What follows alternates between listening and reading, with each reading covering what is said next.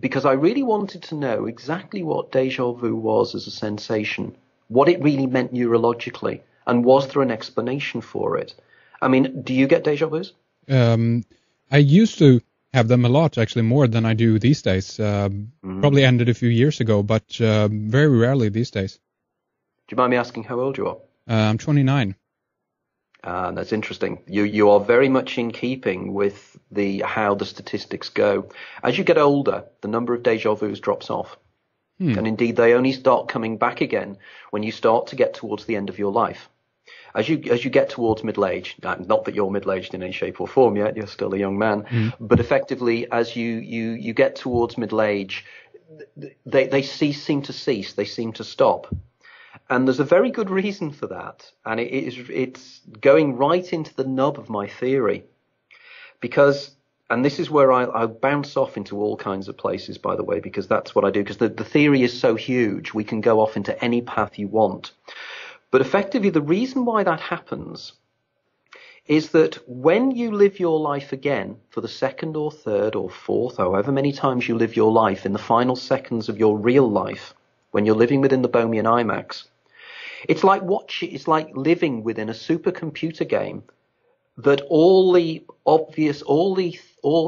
events have been pre-programmed in.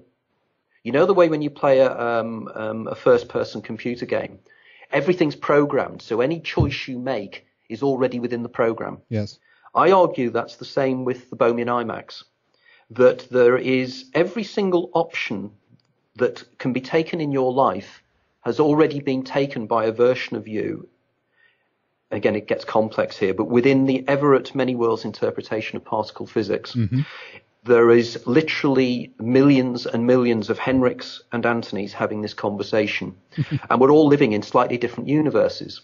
Now, all those universes are out there, like, as the term the Argentinian writer George Borges called it, the Garden of the Forking Paths.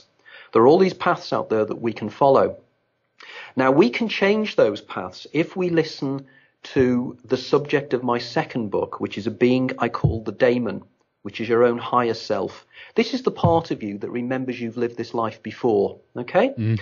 It's like a passenger in your head that knows the route. Daemon means like walking, doesn't it? Like someone who's walking into someone, or like the overarching...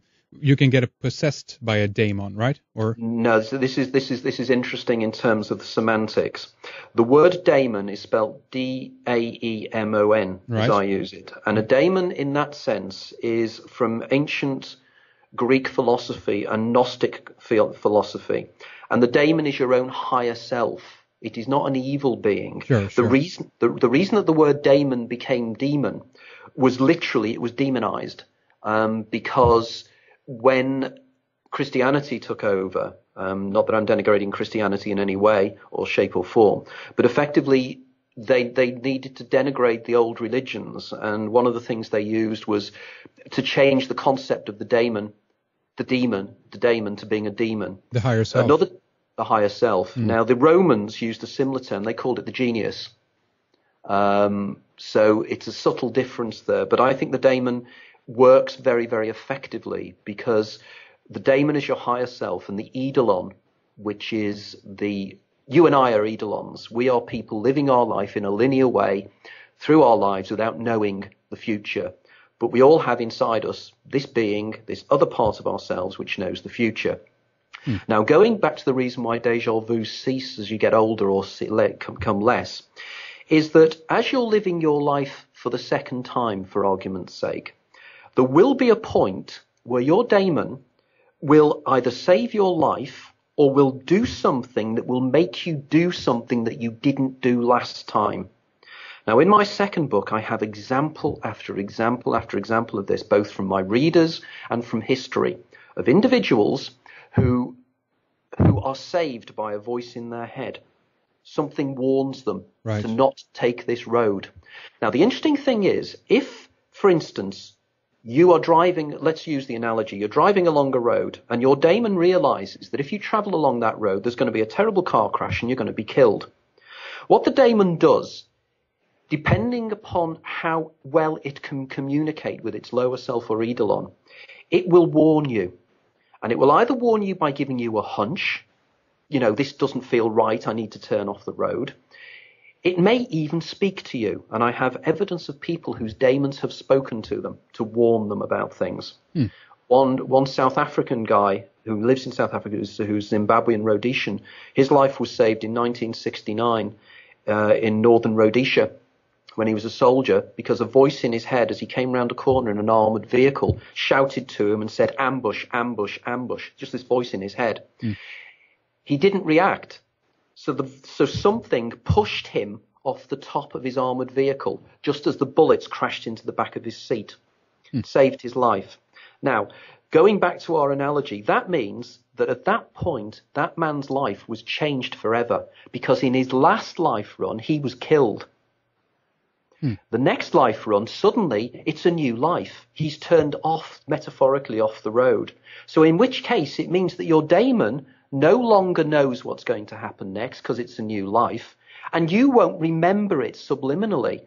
So you don't get any more deja vus, because suddenly your life's different. Do I make sense there? That you can only remember something if you've experienced it before. Right. See what you mean. Yeah. But if your daemon changes it, suddenly your daemon and yourself have turned off the road and you're on a new route. And the deja vus only really start again when your daemon, when you get towards the end of your life, your daemon's starting to prepare you for going round the Bohemian IMAX again. And it starts to give you hints, and that's when it starts to manifest these strange sensations. Like you hear people get ideas they're going to die. There is for instance, in Eastern European legend, there's the myth of the doppelganger. Yes. The idea you see your own double, you're going to die. That's the daemon warning you are about to die. It manifests itself and it warns you to get ready to die or to approach death, to go round and live your life again. Does this all make sense? Because I'm bringing in information from lots of places. I think it's very, very interesting hearing about this. And one thing I want to ask you about is regards to these millions of different versions that you mentioned before, that you and I can have this conversation, but in multiple, versions, millions of versions. Yep. Do you think then that it's possible to kind of, I don't know if this is the right word, but choose your timeline, meaning that you can actually jump from one place into another, which means that, let's say that you do have an accident or something like that, and that you actually are killed in one of these versions, but you are going to choose the one where you actually continue to live in order to have the full experience or whatever it might be. Does that make sense? Or it does exactly make sense, and that's exactly what the whole cheating the ferryman theory is. The basis of that is that your daemon, because your daemon knows what's going to happen, it effectively makes the choice for you. So the daemon will warn you and will allow you to continue existing in a different universe, not the universe that you died in. And you move across into an alternative universe. And this can happen many, many times in your life, because effectively, if every possible life that you can live exists, I use this analogy in my second book. I say to people when they're reading the book that there are as many versions of them as there are words in the book. Because there will be a version of them that would read so far in the book and stop.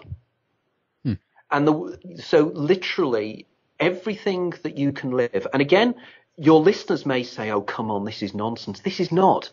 This is science. This is the only way at the moment that particle physicists can explain the behavior of subatomic particles is by using this thing called the Everett many worlds interpretation. They have two options. Either the universe is created by the action of a conscious being observing it, yes, or the universe splits into millions of copies of itself a second. There is no other options except the possible third option, which is David Bohm's implicate order. But my theory incorporates all three of these. I think that in different circumstances, all three theories are valid. Because, for instance, have you heard of Schrodinger's cat? Absolutely, but tell us for the audience that might not be familiar with this. Okay. Schrodinger's cat, Erwin Schrödinger was a physicist in the 1930s, and he had profound problems with the latest ideas at that time of particle physics, something called the Copenhagen interpretation, which was something put forward by a guy called Niels Bohr. and his associates, ironically enough, in Copenhagen. Although recently I discovered that it was suggested first in Belgium in something called the Solvay Conference. But what Bohm said in principle is that all particles, electrons, photons, even, they've discovered recently, even atoms, these things can be a wave and a particle depending upon whether they are observed or not. Yes. In fact, as you know, light can be both a wave and a particle. And what they found is the thing that makes a wave, which is a wave in something else, become a particle, which is a point object, like a photon, is the act of observation by either a machine or by a conscious mind. Okay? Mm-hmm. Now, Schrödinger came along and said, this is utterly ridiculous. And Schrödinger was very much in agreement with Einstein on this, as Einstein once turned around and said, this is utterly ridiculous. It implies that if I look away, the moon isn't there anymore, right. which is the implications of what Niels Bohr was saying. Yes. It's the idea of the light in the fridge. You know, if you close the fridge door, is the light on or off? We'll never know. Same kind of analogy. So what Schrödinger said was, look, I've come up with this thought experiment. And what we do is we'll place a live cat in a box and we'll seal that box so nobody can see inside it. And inside that box, there will be a small hammer, and underneath the hammer will be a phial of poison, cyanide. Okay? And the hammer will be attached to a sensor, and that sensor will trigger depending on whether a particular subatomic particle decays or not. Now, what they do is they would calculate that they know that in the next hour, this particle will either decay or not. Okay? Yeah. Now, Schrödinger used the argument that if that particle needs the act of an observer to observe it, it will decay during that hour that the cat's in the box, but until the box is opened, you won't know whether it will have decayed or not, and the act of observation will effectively decide whether it decays or not. So Schrödinger argued that that means that for some time during that hour inside that box, the phial of cyanide will either have been broken or not, which means that the cat in the box will be both alive and dead at the same time. Yes.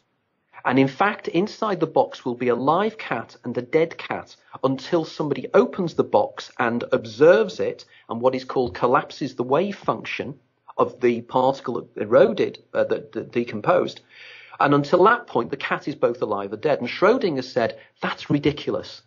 You can't possibly have that kind of scenario. The irony is that they've now done experiments very, very similar.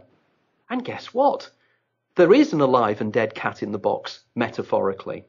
And Hugh Everett III, in 1957, an American PhD student, came up with a solution.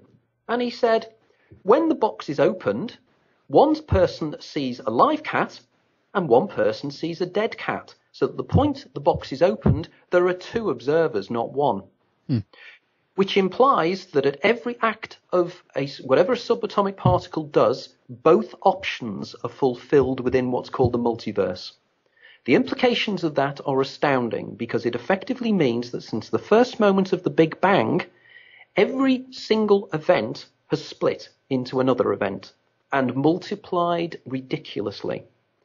Which means by implication that there are trillions and trillions of Earths inhabited by trillions and trillions of us having this conversation.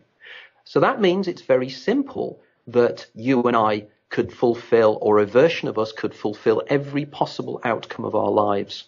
Indeed, somebody recently said in an article I read, again, hard physics, this wasn't a jokey thing, this was a book on physics, and he said it's amazing to think that in some universe there's a guy that wins the Euro lottery every week, and he doesn't even think it's weird. Right. I mean, and that's true. That's the implication of it. It's very, very, very, very strange in that sense. And in regards to, if we talk about Schrödinger's cat again, the idea that the decay there of the particle, and that this happens because of, are you saying by observing this, or do you think that it's enough with the